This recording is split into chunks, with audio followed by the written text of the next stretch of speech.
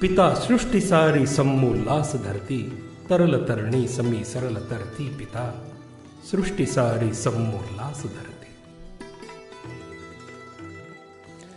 ગુજરાતી સાહિત્યમાં ઉત્તમ ખંડ કાવ્યો અને ઉર્મી કાવ્યોના કવિ મણિશંકર રત્નજી ભટ્ટનો જન્મ સૌરાષ્ટ્રમાં લાઠી પાસેના ચાવંડ ગામે 20 નવેમ્બર 1867 ના રોજ થયો હતો.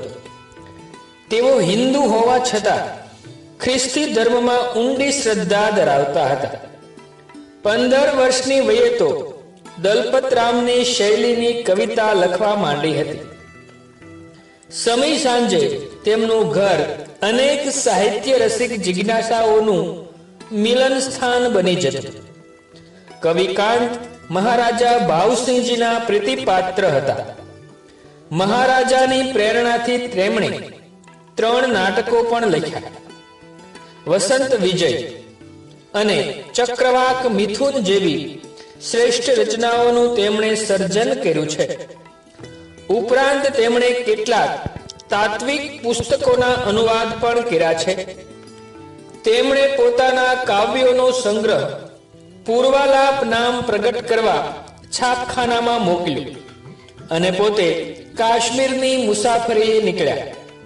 ત્યાં રસ્તામાં લાહોર પાસે ટ્રેનમાં ઈસવીસન 1923માં અવસાન પામ્યા. તેમનું એકમાત્ર કાવ્ય સંગ્રહ પૂર્વાલાપ તેમના મૃત્યુના દિવસે જ પ્રગટ થયો હતો.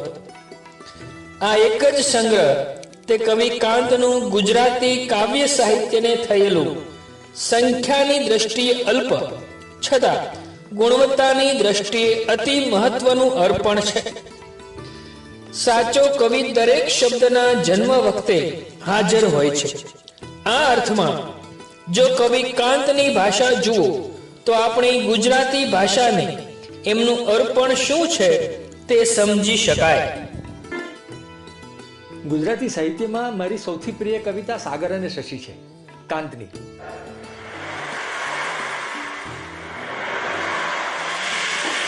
ખ્રિસ્તી ધર્મની અસર આવ્યા પછી એમને જીવનનો જે એક અખંડ અનુભવ થયો અને એ જે અખંડ અનુભવ થયા પછી એમણે ઈશ્વરની કૃપાનો જે અનુભવ કર્યો છે, એ ઈશ્વરની કૃપાનો અનુભવ આ સાગર અને શશી કવિતામાં આવ્યો છે. ચંદ્રનો હૃદયમાં હર્ષ જામે. આજ મહારાજ જલ પર ઉદય જોઈને ચંદ્રનો હૃદયમાં હર્ષ જામે.